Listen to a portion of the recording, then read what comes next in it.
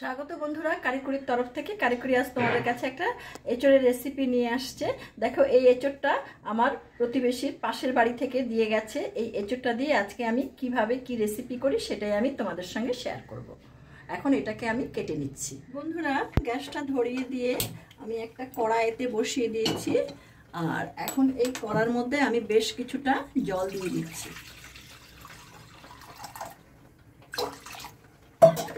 জলের মধ্যে দিয়ে দিচ্ছি 1 চা চামচ লবণ আর দিয়ে দিচ্ছি একটু হাফ চা চামচ হলুদ।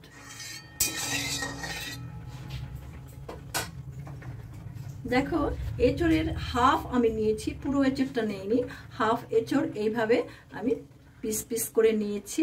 এবার এই এঁচড়ের এই পিসগুলোকে আমি এই নুন হলুদ জলে একটু সেদ্ধ করে নেব।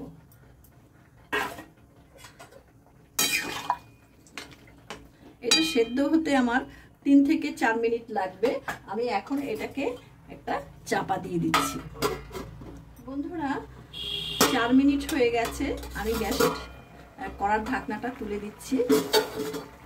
দেখো, আমার এটা বেশ নরম হয়ে গেছে, বেশ সেদ্ধ হয়ে গেছে।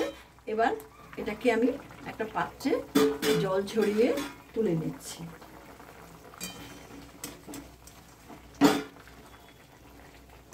দেখো, এইরকম সুন্দর সেদ্ধ হয়েছে। পুরোটাকে আমি এইভাবে তুলে নিচ্ছি। এবার কড়াটাকে আমি আবার গ্যাসে বসিয়ে দিচ্ছি। এখন এখানে আমি একটু সাদা তেল দিয়ে দিচ্ছি। আর এটা রান্না করার জন্য এখানে আমি 4টে ছোট ছোট আলু নিয়েছি এবং প্রত্যেকটা আলুকে 4 পিস করে কেটে নিয়েছি। এটা আমার গরম হয়ে গেছে বন্ধুরা। আমি এবং এই তেলের মধ্যে আলুটাকে ভেজে নিচ্ছি।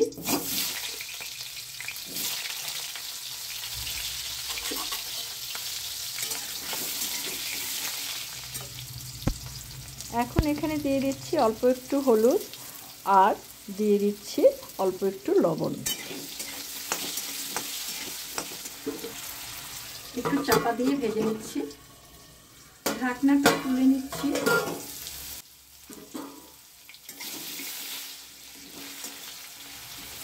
দেখো, আলুটা আমার সমস্ত বেশ লাল করে ভাজা হয়েছে, বেশ সুন্দর ভাজা হয়েছে।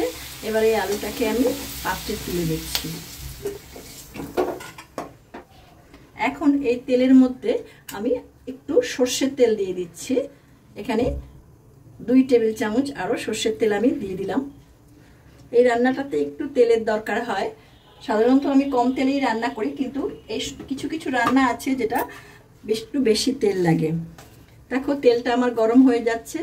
এখানে আমি 2টো তেজপাতাকে মাঝখান থেকে ছিঁড়ে এখানে দিয়ে দিচ্ছি। আর 2টো শুকনো লঙ্কা ফোড়নে দিয়ে দিচ্ছি। আর দিচ্ছি হাফ চা চামচ সাদা জিরে। এখন এখানে দেখো, আমি ছোট্ট বাটির 1 বাটি গোবিন্দভোগ চাল নিয়েছি। এই চালটাকে আমি ভালো করে ঝেড়ে মুছে নিয়েছি। চালটা আমি ধোবো না। এই চালটা আমি এর মধ্যে দিয়ে দিচ্ছি। তার আগে আমি এখানে একটু গরম মশলা ফোড়ন দেব। এখানে দিয়ে দিচ্ছি 4টে ছোট এলাচ আর ছোট ছোট 4 টুকরো দারচিনি। পুরো ফোড়নটা আমার ভাজা হয়ে গেছে। এখন এর মধ্যে আমি এই গোবিন্দভোগ চালটা দিয়ে দিচ্ছি। এই চালটাকে একটু হালকা করে ভেজে নিচ্ছি। চালটা ভাজার সঙ্গে আমি এখানে দিয়ে দিচ্ছি কিছুটা কিশমিশ আর কিছুটা কাজু।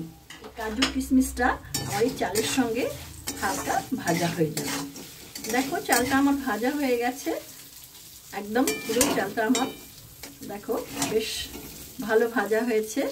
এবার আমি এর মধ্যে দিয়ে দিচ্ছি এই এঁচড় সিদ্ধ করে রাখা এঁচড়টা। পুরো এর মধ্যে দিয়ে দিলাম। এখন দিয়ে দিচ্ছি ভেজে রাখা আলুটা। এবার একটু নেড়ে চেড়ে দিচ্ছি। এর মধ্যে প্রথমে দিয়ে দিচ্ছি একটা টমেটোকে 4 টুকরো করে। তার সাথে দিচ্ছি 1 চা চামচ আদা বাটা, 1.5 চা চামচ হলুদ গুঁড়ো আর 2 চা চামচ লঙ্কার গুঁড়ো। আর দিচ্ছি 2 চা চামচ ধনে জিরে গুঁড়ো মেশানো।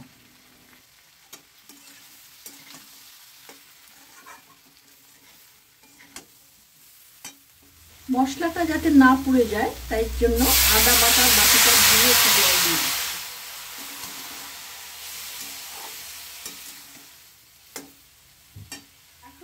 নিচ্ছি। এর মধ্যে আমি 1 চামচ নুন, পরে আবার দেখে নুন দেব, কেননা আমি আলুটা নুন দিয়ে ভেজেছি এবং এঁচোড়টাকেও নুন দিয়ে সেদ্ধ করেছি। সেটা পরে স্বাদ মতো আরেকটু দেখে দিয়ে দেবো। অল্প অল্প করে জল দিয়ে আমি মশলাটাকে ভালো করে একটু কষিয়ে নেব।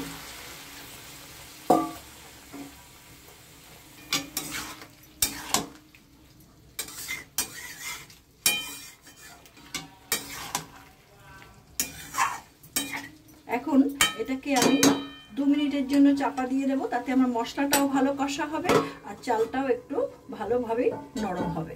ঢাকনাটা সরিয়ে নিচ্ছি বন্ধুরা। এবার দেখো আমার মশলাটা বেশ ভালোই কষানো হয়েছে। এবার এটাকে একটু ভালো করে নেড়ে চেড়ে দিচ্ছি। আমি এখানে পরিমাণ মতো জল দিয়ে দিচ্ছি।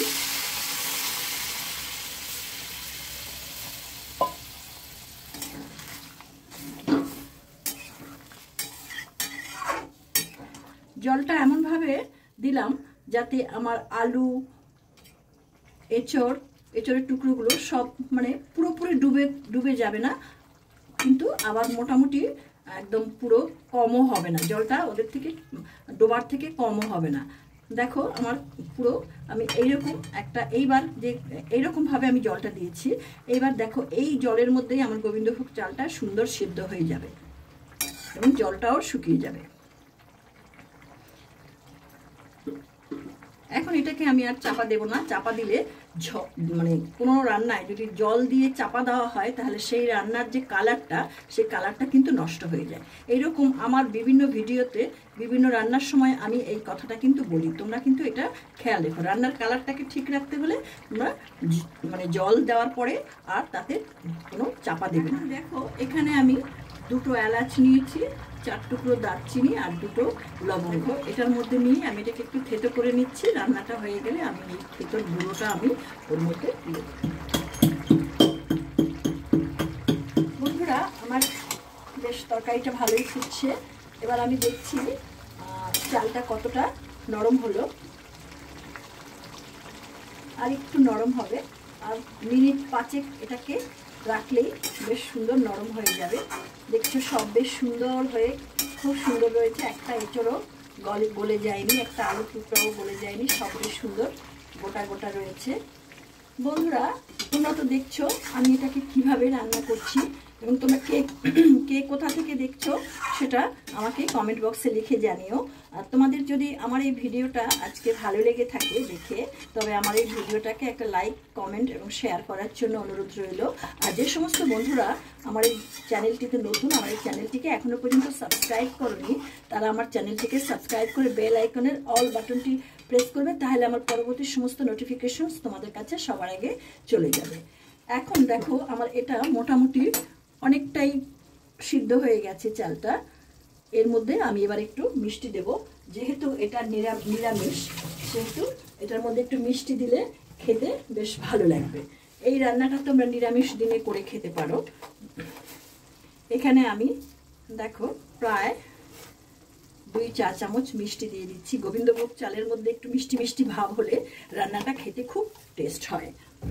তোমরা ইচ্ছে করলে এর মধ্যে যদি তোমরা পেঁয়াজ রসুন খেতে চাও তাহলে এর মধ্যে পেঁয়াজ রসুন খেতে পারো, তবে আমার মনে হয় গোবিন্দভোগ চাল দিয়ে যদি এটা রান্না করি তবে সেখানে গোবিন্দভোগ চালের গন্ধটা পাওয়ার জন্য পেঁয়াজ রসুন না দেওয়াই ভালো। এটা তোমরা তোমাদের নিজেদের ইচ্ছে অনুযায়ী, স্বাদ অনুযায়ী করবে। দেখো এটা আমার দেখো কি সুন্দর মাখো মাখো ভাব হয়েছে। এটা আমার প্রায় হয়ে গেছে। এখানে আমি একটু ঘি দিয়ে দিচ্ছি, প্রায় 2 টেবিল চামচ ঘি আমি এর মধ্যে দিয়ে দিলাম। এই রান্নাতে ঘি দিলে রান্নার টেস্টটাই বেড়ে যায়। আর দেখো এই যে গরম মশলাটাকে গুঁড়ো করে নিয়েছি। এই গরম মশলাটা যদি তোমাদের কাছে গরম মশলা বাজার থেকে কেনা গুঁড়ো থাকে তাহলে সেটা ব্যবহার করবে। আমার কাছে নেই বলে আমি এটাকে এইভাবে ব্যবহার করে নিলাম। এই যে একদম শেষে যে ঘি আর গরম মশলাটা দেওয়া হচ্ছে, এটা কিন্তু রান্নার মাত্রাটাকে, মানে রান্নার স্বাদের মাত্রাটাকে অনেকটা বাড়িয়ে দেবে। তোমরা এইভাবে করে খেও, অন্তত একবার করে খেও, তাহলে এর টেস্ট তোমরা ভুলতে পারবে না। তখন মনে হবে যেন এই এঁচোড়ের দিন এলেই মনে হবে যেন এই রান্নাটা করে খাও। এবং যে সমস্ত যারা খাবে তারা সবাই তোমার এই রান্নাটা খেয়ে খুব প্রশংসা করবে। হয়ে গেল আমার এঁচড়, গোবিন্দভোগ চাল দিয়ে এঁচড়ের ঘন্ট। এবার আমি এটাকে নামিয়ে ফেলবো। নামানোর আগে বন্ধুরা তোমাদেরকে আমি এটা একটু সার্ভিং বলে ঢেলে দেখাচ্ছি। দেখো কেমন হয়েছে, বেশ সুন্দর হয়েছে রান্নাটা, তোমরা দেখতেই পাচ্ছ। এখন এটাকে আমি নামিয়ে নিচ্ছি। হয়ে গেল গোবিন্দভোগ চাল দিয়ে এঁচড়ের ঘন্ট। তোমরা এটা করে খাবে, এটা খেতে অসাধারণ হয়, এটা না খেলে বুঝতে পারবে না। তো তোমাদের সঙ্গে আমার আবার দেখা হবে নতুন কোনো ভিডিও নিয়ে। তোমরা ভালো থেকো, সুস্থ থেকো, ধন্যবাদ।